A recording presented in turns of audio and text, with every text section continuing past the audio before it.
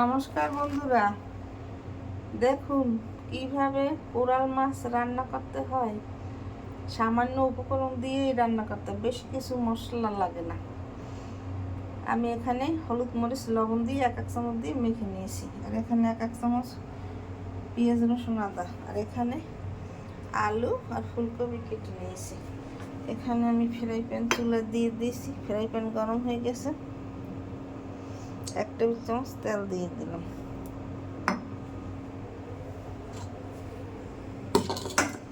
আর মাছ ভেজে নেব।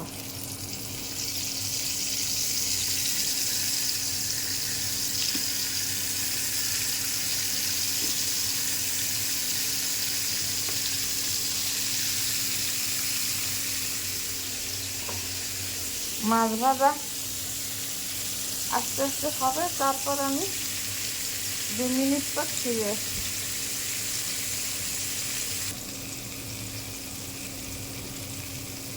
2 মিনিট পর ফিরে আসছি। একবার ফিরিয়ে দিয়েছি, সেটা দেখানো হয় না, আবার আমি ফিরিয়ে দিচ্ছি।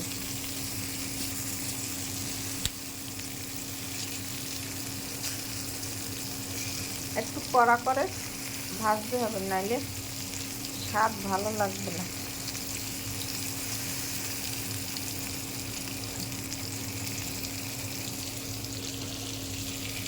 দুই মিনিট পর ফিরে 2 মিনিট পর ফিরে এসে মাছ ভাজা হয়ে গেছে। এখন তুলে নেব, তুলে নিয়ে ফুলকপি আলু ভাজা দেবো। 2 মিনিট পর 2 মিনিট পর ফিরে এসেছি। 1 টেবিল চামচ তেল দিয়ে ফুলকপি আলু ভাজা দিয়ে দিয়েছি। এখন আধা চামচ হলুদের গুঁড়ি দিয়ে দিলাম ফুলকপির মধ্যে, আর আধা চামচ লবণ দিয়ে দিলাম মধ্যে।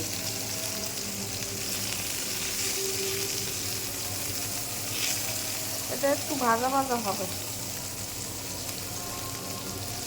2 মিনিট পর ফিরে 2 মিনিট পর ফিরে এসেছি। ফুলকপি আলু ভাজা হয়ে গেছে। এখানে আর একটা কড়াই দিয়ে নিয়েছি। এখন 1 টেবিল চামচ তেল দিয়ে দেবো। কড়াই গরম হয়ে গেছে।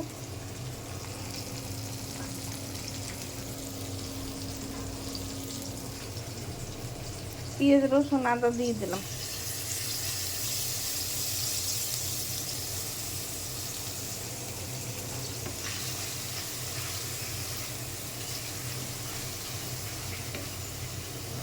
বাদামি কালার হবে, তখন হবে।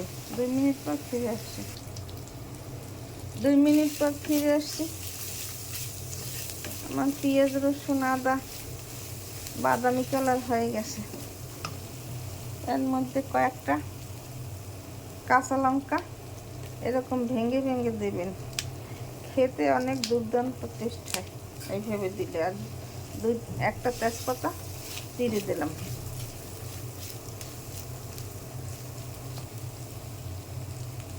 এখন একটু জল দিয়ে দিলাম।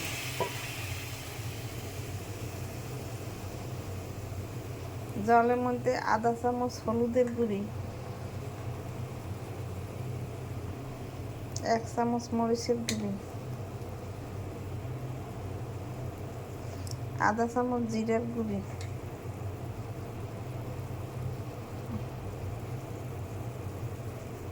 আধা চামচ ধনের গুঁড়ি,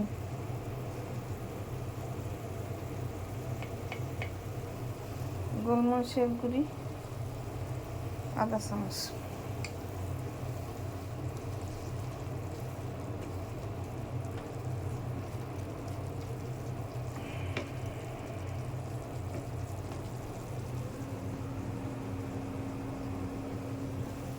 লবণ একটু কম দেব, যাতে ফুলকপিতে দিয়েছি মাছে দিয়েছি, এখন বেশি লবণ লাগবে না। আধা চামচ লবণ দিলেই হবে। মশলাটা একটু ভুনো ভুনো করতে হবে। এখন আর 1 টেবিল চামচ তেল দিয়ে দেব।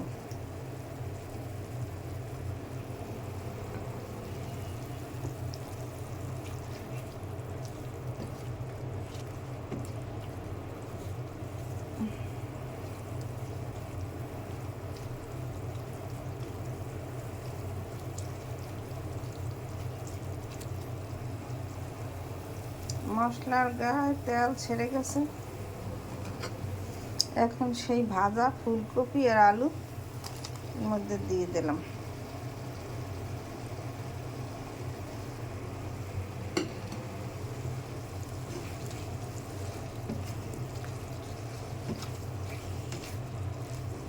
এইটাকে একটু মাখা মাখা করতে হবে, তারপর মাছ দিয়ে দেবো। 2 মিনিট পর ফিরে আসছি। 2 মিনিট পর ফিরে এসেছি।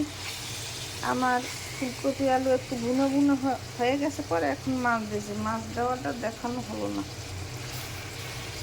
একটু পরেই সেই গাবলা মাছ রেখেছি, সেই গাবলাটা ধুয়ে পরিমাণ মতো এই জল দিয়ে দিলাম।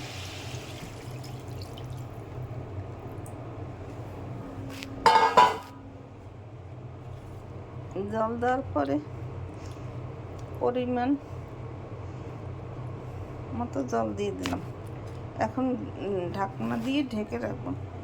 কম আঁচে একটু একটু করে এটা সিদ্ধ হবে, তারপর কম আঁচে একটু রান্না করতে হবে। 2 মিনিট পর 2 মিনিট পর আমি ফিরে এসেছি। আমার মাছের ঝোল হয়ে গেছে। এইভাবে আপনারা ঘরে সামান্য উপকরণ দিয়ে রান্না করে একটু খেয়ে দেখবেন, খেতে অনেক সুস্বাদু লাগবে। আমার ইউটিউব এবং ফেসবুক চ্যানেলটা লাইক কমেন্ট শেয়ার করে পাশে থাকুন। ধন্যবাদ।